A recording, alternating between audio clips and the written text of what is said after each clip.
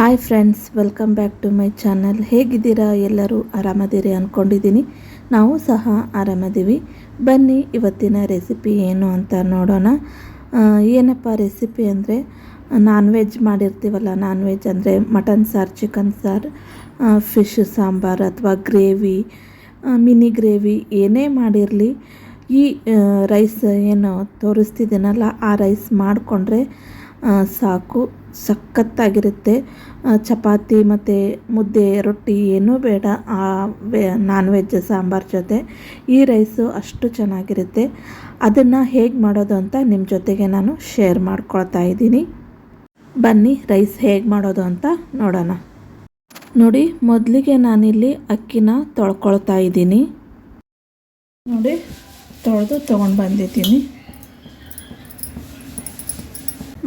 ಒಗ್ಗರಣೆ ಅನ್ನ ಮಾಡ್ಕೊಳ್ಳೋಕ್ಕೆ ಕುಕ್ಕರು ಬಿಸಿ ಆಗಿದೆ. ಇದಕ್ಕೆ ಆಯಿಲ್ ಹಾಕ್ಕೊಳ್ತೀನಿ.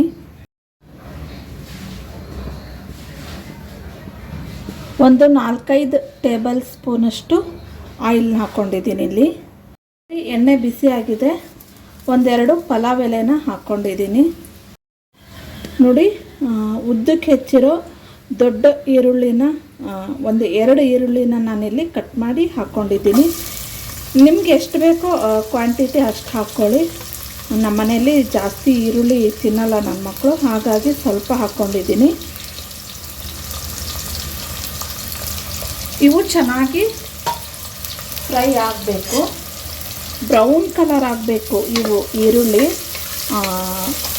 ಎಷ್ಟು ಬ್ರೌನ್ ಆಗುತ್ತೋ ಅಷ್ಟು ರೈಸು ಚೆನ್ನಾಗಿ ಬರುತ್ತೆ. ಕ್ಲೀನಾಗಿ ಇದು ಬ್ರೌನ್ ಆಗೋವರೆಗೂ ಆಯಿಲಲ್ಲೇ ಇದನ್ನು ಚೆನ್ನಾಗಿ ಫ್ರೈ ಮಾಡ್ಕೋಬೇಕು. ನೋಡಿ, ಸ್ವಲ್ಪ ಬ್ರೌನ್ ಆಗಿದೆ ಈರುಳ್ಳಿ. ನೋಡಿ, ಇವಾಗ ಇದಕ್ಕೆ ಶುಂಠಿ ಬೆಳ್ಳುಳ್ಳಿ ಪೇಸ್ಟ್ ಹಾಕ್ತಾಯಿದ್ದೀನಿ, 1 ಸ್ಪೂನಷ್ಟು. ಉದ್ದಕ್ಕೆ ಹೆಚ್ಕೊಂಡಿರೋ ಹಸಿಮೆಣಸಿನ್ಕಾಯಿನ ಹಾಕ್ಕೊಂಡಿದ್ದೀನಿ. ಚೆನ್ನಾಗಿ ಫ್ರೈ ಮಾಡ್ಕೋಬೇಕು.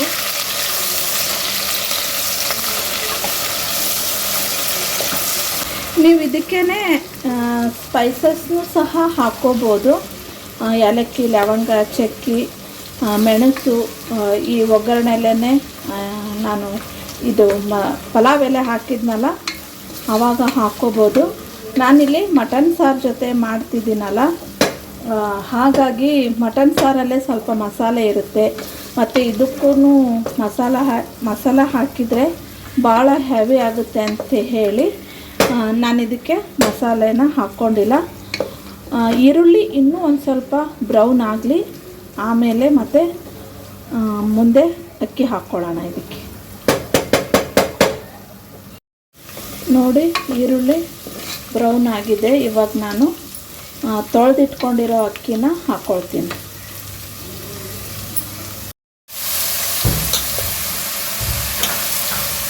ಅಕ್ಕಿನ ಹಾಕ್ಕೊಂಡಿದ್ದೀನಿ. ಅಕ್ಕಿ ಹಾಕ್ಕೊಂಡ್ಮೇಲೆ ಚೆನ್ನಾಗಿ ಮಿಕ್ಸ್ ಮಾಡ್ಕೋಬೇಕು.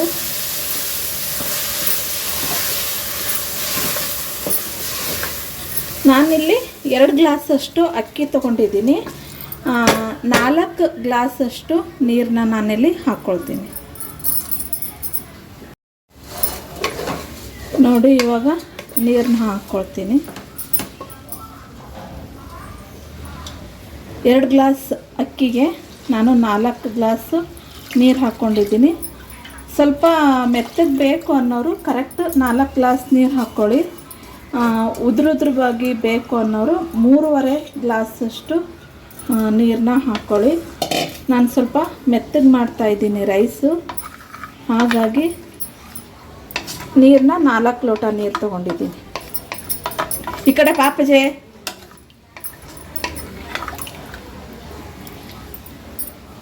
ಇದಕ್ಕಿವಾಗ ರುಚಿಗೆ ತಕ್ಕಷ್ಟು ಉಪ್ಪು ಹಾಕ್ಕೊಳ್ತೀನಿ.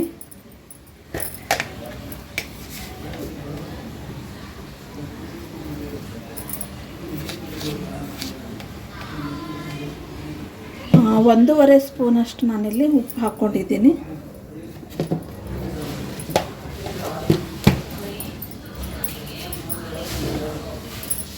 ಮತ್ತು ಇದಕ್ಕೆ ಚಿಕ್ಕದಾಗಿ ಹೆಚ್ಕೊಂಡಿರೋ ಕೊತ್ತಂಬರಿನ ಹಾಕ್ಕೊಳ್ತಾ ಇದ್ದೀನಿ.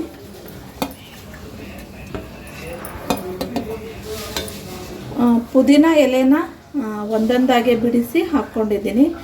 ಲಾಸ್ಟಿಗೆ ಊಟ ಮಾಡುವಾಗ ಇದು ಚೆನ್ನಾಗಿ ಬಾಯಿಗೆ ಸಿಗುತ್ತಲ್ಲ, ಟೇಸ್ಟು ಚೆನ್ನಾಗಿರುತ್ತೆ. ಹಾಗಾಗಿ ಇದನ್ನ ಇವಾಗ ಚೆನ್ನಾಗಿ ಮಿಕ್ಸ್ ಮಾಡಿಕೊಂಡು ಲಿಡ್ನ ಕ್ಲೋಸ್ ಮಾಡಿಬಿಡ್ತೀನಿ. ನೋಡಿ, ಕುಕ್ಕರ್ ಲಿಡ್ನ ನಾನಿಲ್ಲಿ ಕ್ಲೋಸ್ ಮಾಡಿದ್ದೀನಿ. ಇದು ಒಂದು 2 ವಿಸಿಲ್ ಹಾಕಿದರೆ ಸಾಕು, ರೈಸು ರೆಡಿ ಆಗುತ್ತೆ.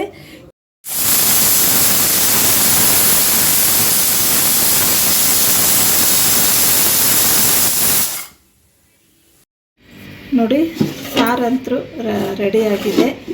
ಇಲ್ಲಿ ಸಲಾಡು ಸಹ ರೆಡಿ ಮಾಡಿದ್ದೀನಿ. ಇನ್ನು ಕುಕ್ಕರ್ ವಿಸಿಲ್ ಹೋದರೆ ಊಟ ಮಾಡೋದಷ್ಟೇ. ಕುಕ್ಕರ್ ವಿಸಿಲು ಸಹ ಹೋಗಿದೆ. ರೈಸ್ ಹೇಗಾಗಿದೆ ಅಂತ ನೋಡೋಣ. ನೋಡಿ, ನಾ ಹೇಳಿದ್ನಲ್ಲ, ಈರುಳ್ಳಿ ಎಷ್ಟು ಬ್ರೌನ್ ಆಗುತ್ತೋ ಅಷ್ಟು ರೈಸ್ ಬ್ರೌನಾಗಿ ಬರುತ್ತೆ ಅಂತ. ನೋಡಿ, ಸಾಫ್ಟಾಗಿ ಸಖತ್ತಾಗಿ ಬಂದಿದೆ. ನೀವು ಇದಕ್ಕೆ ಒಗ್ಗರಣೆ ಅನ್ನೋನಾದರೂ ಅಂದ್ಕೊಳ್ಳಿ ಅಥವಾ ಕುಷ್ಕನಾದರೂ ಅಂದ್ಕೊಳ್ಳಿ, ಏನಾದರೂ ಅಂದ್ಕೊಳ್ಳಿ, ತುಂಬ ಸಖತ್ತಾಗಿರುತ್ತೆ. ಮಟನ್ ಸಾರು, ಚಿಕನ್ ಸಾರು, ನಾನ್ ವೆಜ್ ಸಾಂಬಾರು, ನೀವು ಯಾವುದೇ ಮಾಡಿ ಅದ್ರ ಜೊತೆ ಈ ರೈಸು ತುಂಬ ಸಖತ್ತಾಗಿರುತ್ತೆ. ನೀವು ಬೇಳೆ ಸಾರು ಜೊತೆಗೆ ಮಾಡಬೇಕು ಅನ್ನೋದಾದರೆ ಸ್ಪೈಸಸ್ನ ನೀವು ಹಾಕ್ಕೋಬೇಕು. ಏಲಕ್ಕಿ, ಲವಂಗ, ಚಕ್ಕಿ ಇವೆಲ್ಲ ಏನಿರುತ್ತಲ್ಲ ಆ ಸ್ಪೈಸಸ್ನ ಹಾಕ್ಕೋಬೇಕು. ಸ್ಪೈಸಸ್ ಇಷ್ಟ ಇಲ್ಲ ಅಂದರೆ ನೀವು 1 ಸ್ಪೂನಷ್ಟು ಗರಂ ಮಸಾಲನೂ ಸಹ ಹಾಕ್ಕೋಬೋದು. ಇನ್ನು ರೈಸು ರೆಡಿಯಾಗಿದೆ. ರೈಸು ರೆಡಿಯಾಗಿದೆ. ನೀವು ಯಾವುದೇ ನಾನ್ ವೆಜ್ ಗ್ರೇವಿ ಆಯಿತು, ಸಾಂಬಾರು ಆಯಿತು ಮಾಡಿದರೂ ಸಖತ್ತಾಗಿ ಟೇಸ್ಟ್ ಇರುತ್ತೆ. ನೀವು ಮಾಡಿಕೊಂಡು ತಿಂದು ಹೇಗಿತ್ತು ಅಂತ ಕಮೆಂಟ್ ಮೂಲಕ ತಿಳಿಸಿ.